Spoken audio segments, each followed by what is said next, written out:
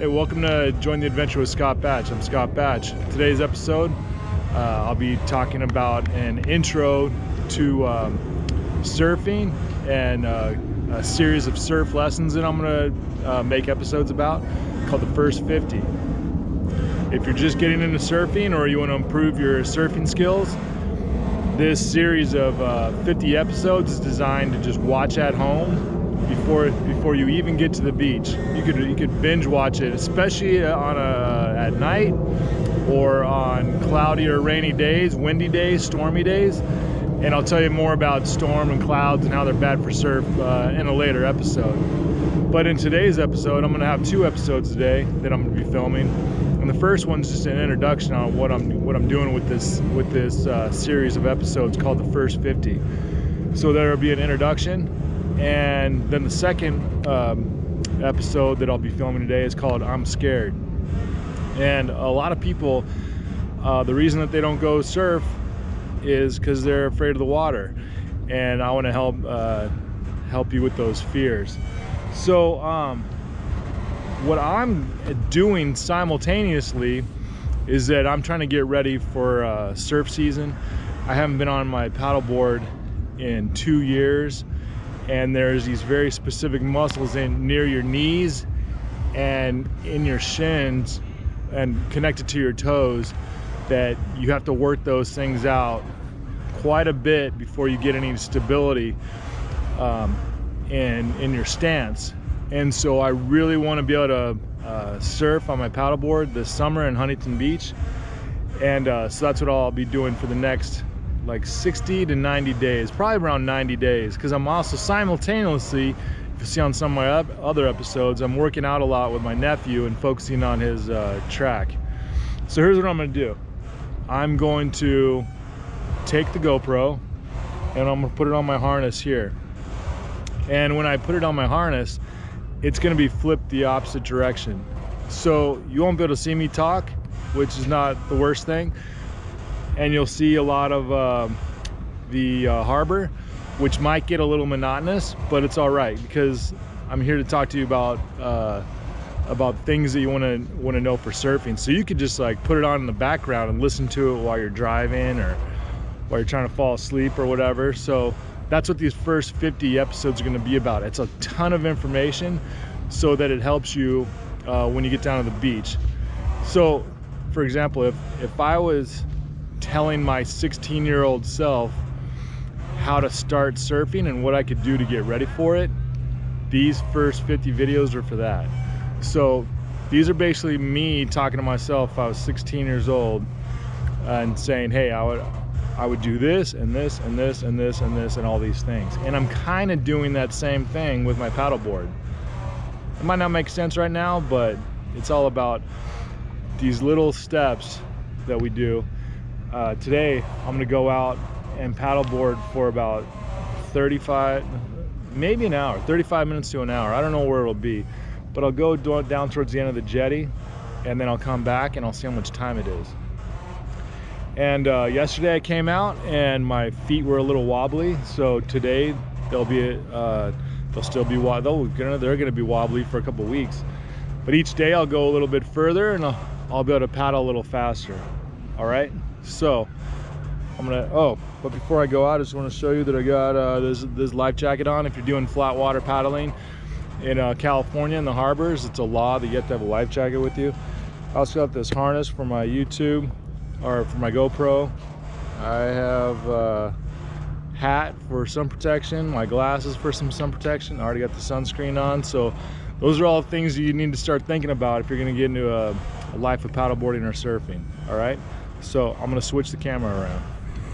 So normally in my upcoming episodes, I won't be long-winded about getting into the water and doing an introduction. I'll just get straight into it.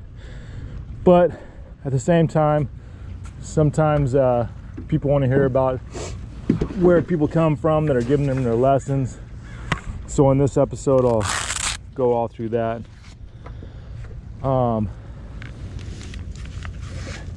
It's been a long journey to get to this point. It's been a fun journey of surfing all over the place. And I'll kind of go over why I even got into doing actually free lessons. So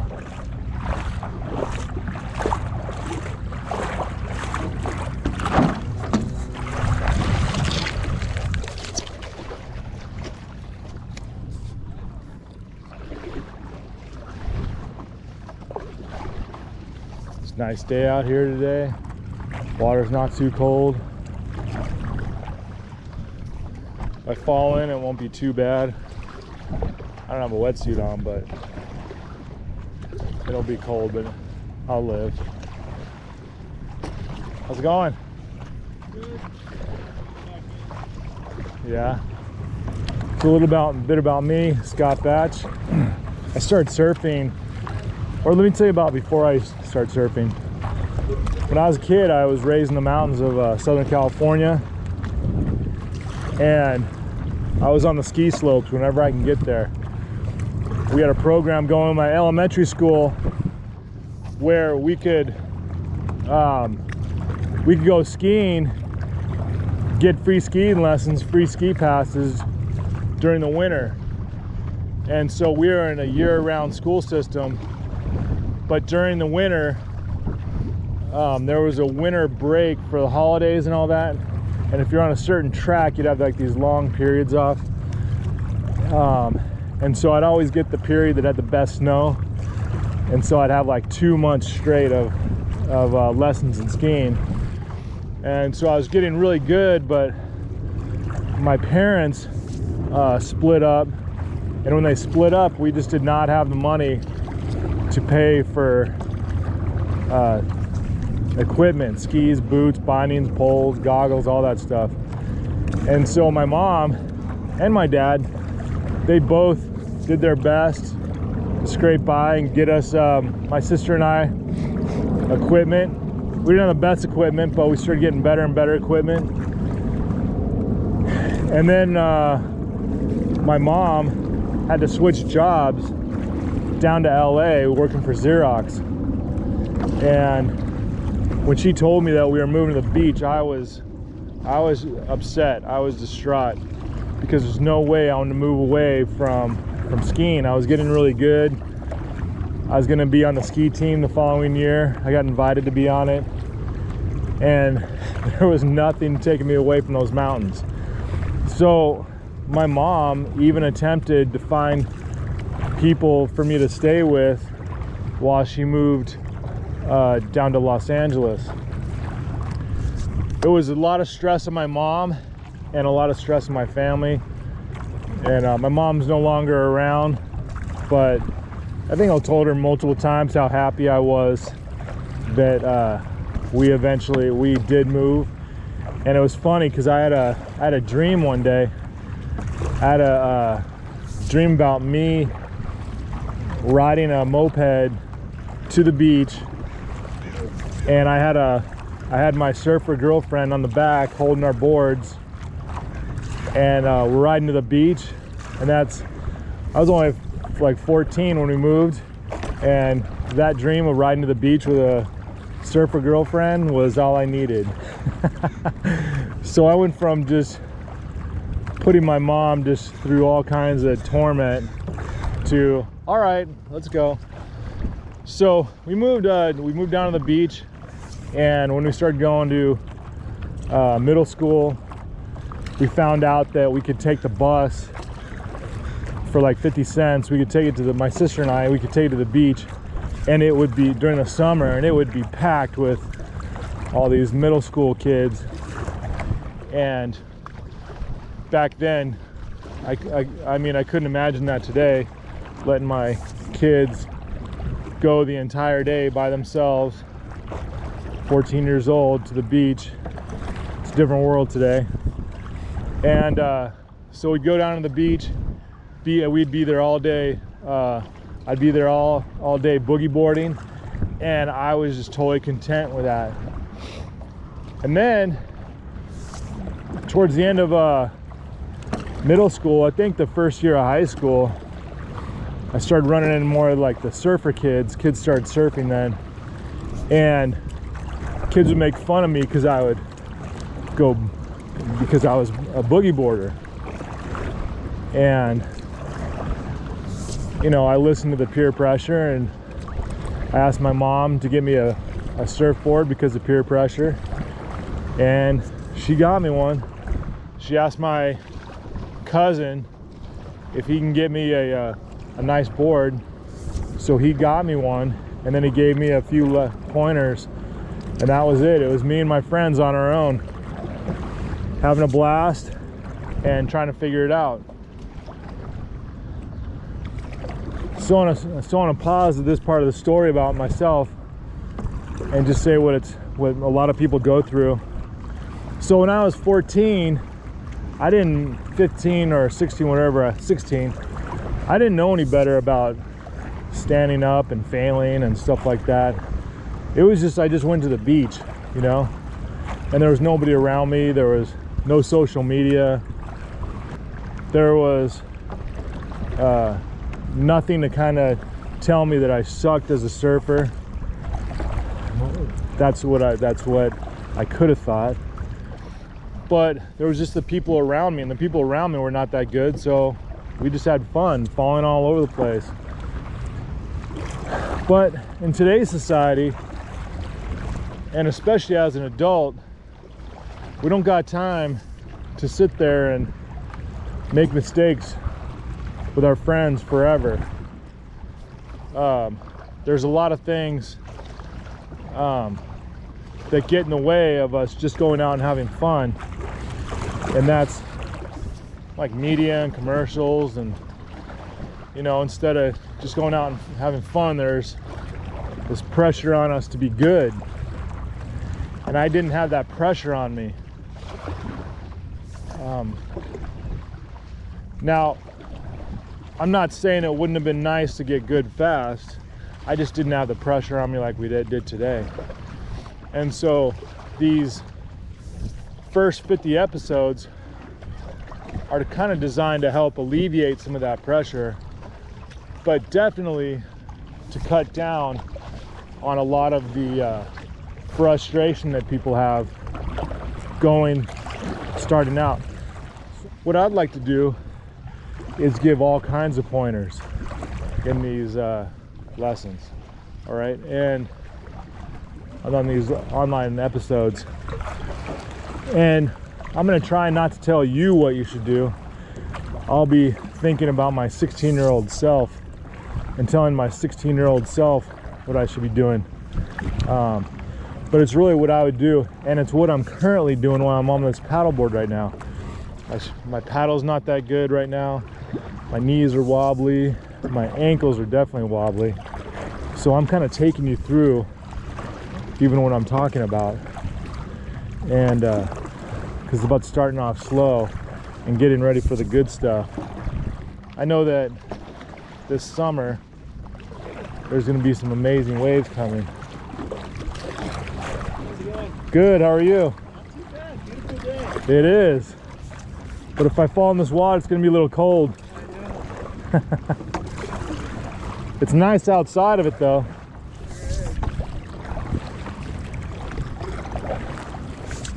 So I'm getting ready for summer waves in Huntington by doing this work right now. That's the hard part.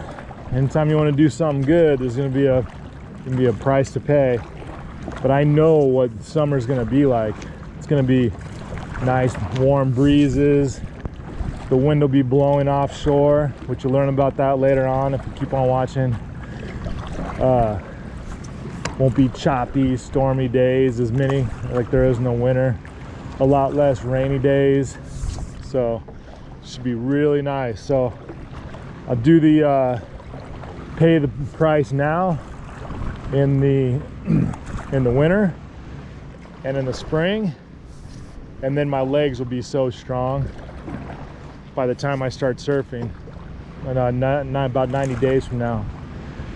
89 days, actually yesterday I started paddling. So eventually I started, like I said, I started surfing with my friends. I got some chances to go down and surf in Baja, Mexico.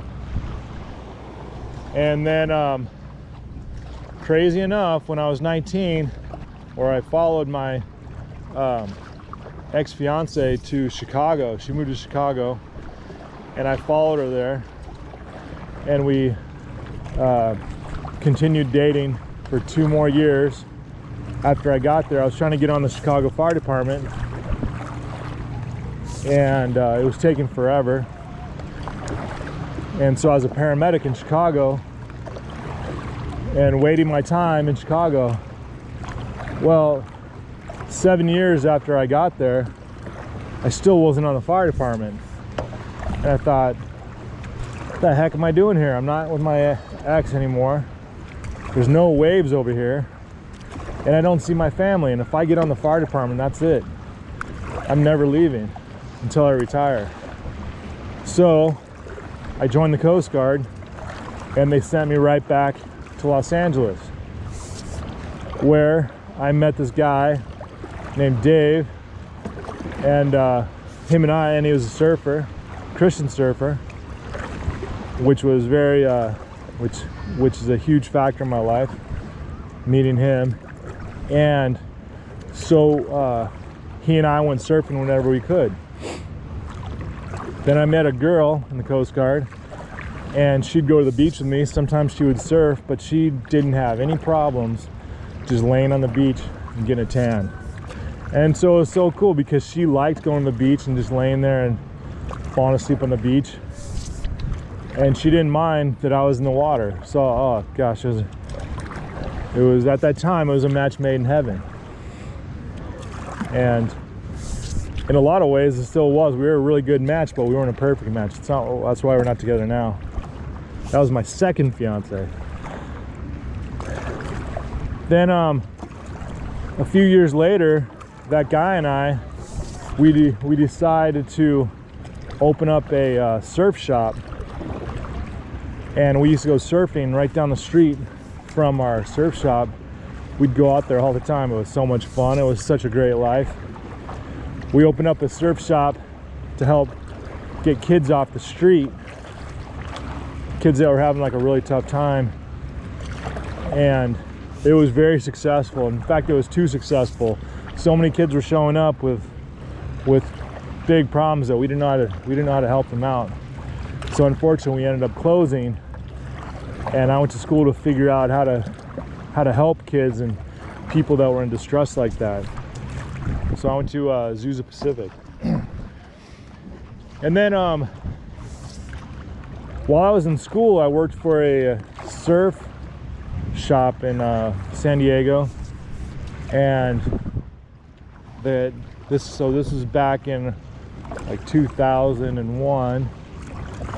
And the guy, can't forgetting his name right now for some reason, he taught me how to teach people how to surf, and he had a really good technique.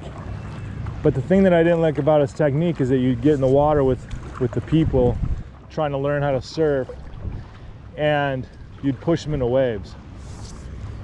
And his technique was good, but I think most of his technique and the lessons that we did were for what to do after you can stand up. And the problem is, if we gave a lesson and somebody stood up, we were doing so much of the work, and the people didn't know it, that when they came back the second day, there's no way they'd be able to stand up. So I thought there's got to be a better way to do these lessons where we can, from the get-go, we can help people become more independent right off the bat. Focus less on standing up and more on water safety and independence. So while I was giving a lesson one day to this kid who was a backpacker traveling around the world, I thought, man, I just taught that guy how to surf, and we're gonna charge him 130 bucks. And 130 bucks when you're backpacking is a lot of money, especially 20 years ago. You could stay in a hostel for a week back then for 120 bucks, 130. And so I said right there to myself, I looked up, said, God, if you ever give me a well-paying job again, I want to do these for free. And so I graduated from college. I went back into the military, and I'll get more into that, you know, down the line. And then I was back in the military for another 16-ish years. And so once I got a paying job, and then I was in San Diego when I got back in too. And so I started offering free lessons on Craigslist. And I was meeting some people, but just there was not very many people coming out. And I wanted to do like widespread, like crazy town kind of numbers of people coming out. And so I found out about meetup.com that has all these groups that do all kinds of things. It sounds like a dating group, but it's not. And it's just an interest group. So meetup.com. And I went on there. I formed a group, and when I formed it, gosh, people just started like coming on there. The first night I made the group, it was so cause like 100 people joined, and then within a couple months there was hundreds, and then there was thousands. And so we'd set up these lessons. We had to restrict the number of people that are coming to them because there were so many. So we'd have to restrict it to like 20 people per lesson. And I would do like 8 hours of lessons, me and my cousin. And so that lasted for a little while. Then we started teaching people how to be instructors. And then pretty soon we were at like 5,000 people. But the thing that I had to learn about was I had to learn about offering lessons for free. You see, because when people used to sign up for my lessons, if they didn't show up, I'd get really upset, like they're wasting my time. Like, here I am offering a lesson, and they don't even have the kindness to tell me, sorry, not gonna be able to make it. They'd just be like, no show. And a no show's one thing when they pay money and they're a no-show, but when people don't pay money and they're a no-show, it's just like, man, you're taking up people's spots, and you're just not showing very much appreciation. So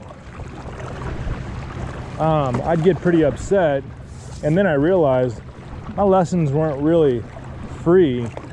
There was a price to them. The price was people showing up and people being appreciative. And so once I realized that, then I thought, well, I don't want these lessons to have a price to them. I really want them to be free. And so I thought, well, what can I do to make them free? And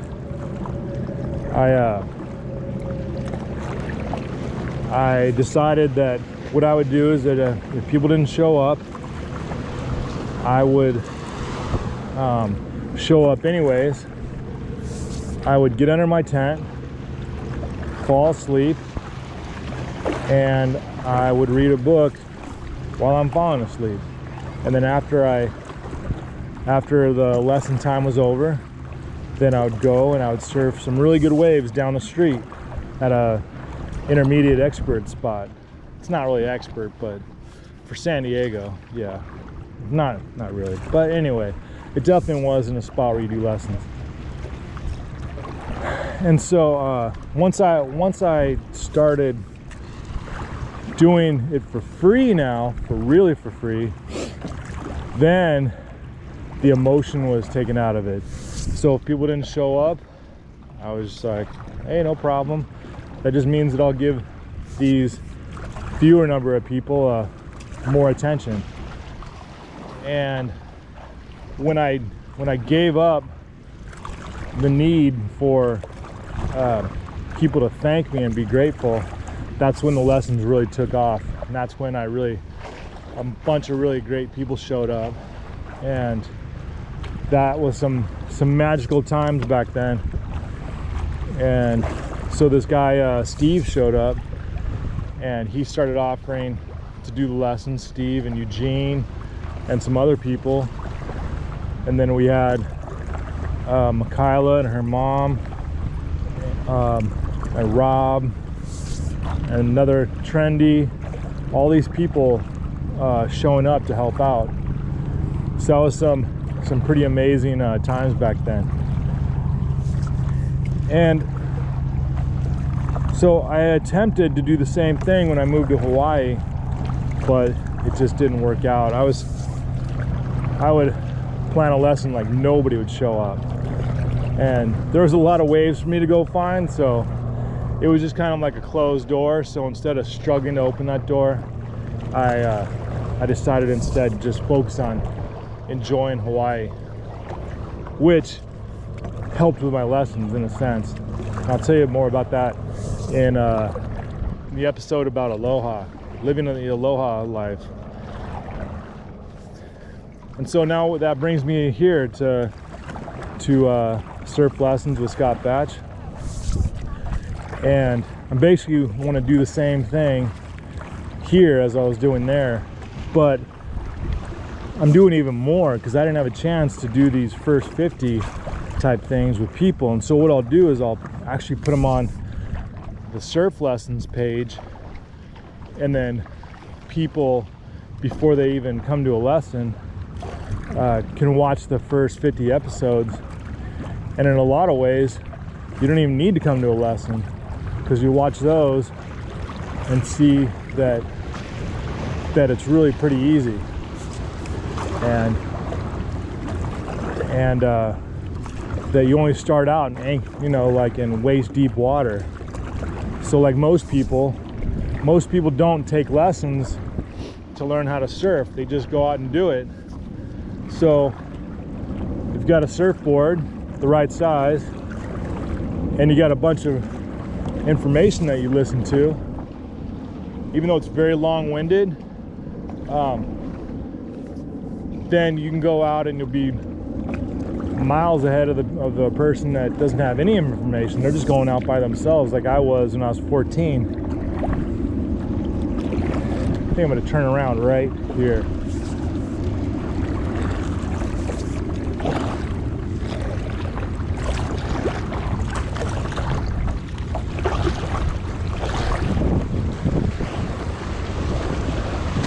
There's some shallow water back here, so I can step off real quick.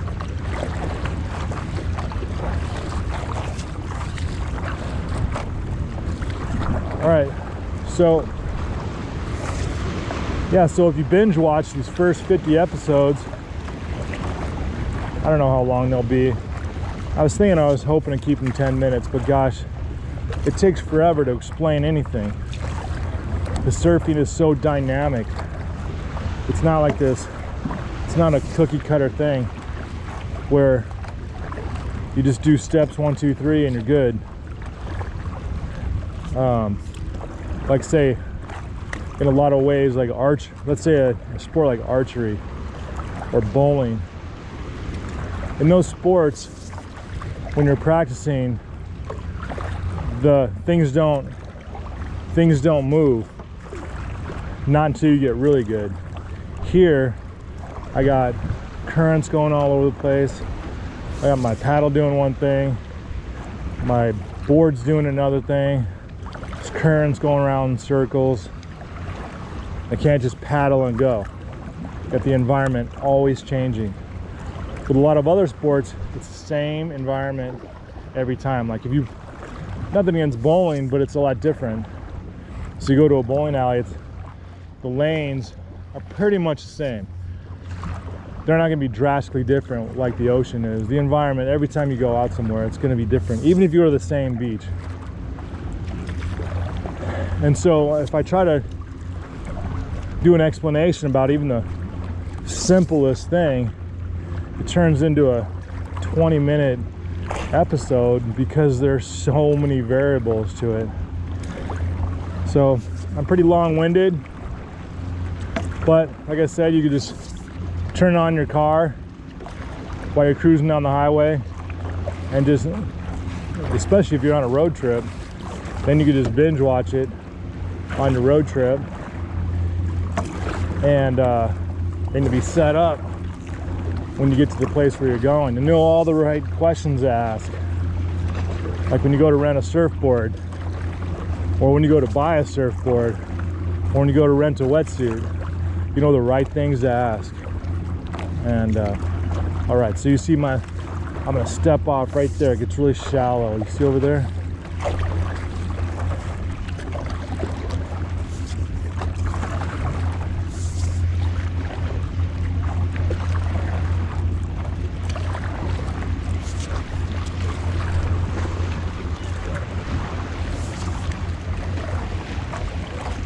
And step off of this shallow water so I can give my calves a little break. So in my next episode, you're gonna see that one of the things I'll talk about is, it'll be titled "I'm Scared," and it'll be episode number 2 of the first 50, and it's gonna go over what it's like for some people. There's a lot of people who are really intimidated by the waves, but look at this water right here. I'm only to my thighs. The water that I'd be encouraging new people to learn how to surf and would only be a foot more than this. I'm not, the way I teach people is not to go like way out there. So if I was telling myself when I was 16, if I was intimidated by the water, I'd be like, bro, you don't have to go way out there where people are surfing out there, way out there. You can go out there one day, but for right now, just stay at your waist. That's it. Because we want to get in here and we want to learn these basics. So episode number 2, I'm scared. Even if you're not scared, just check it out anyways, because you can help other people. All right.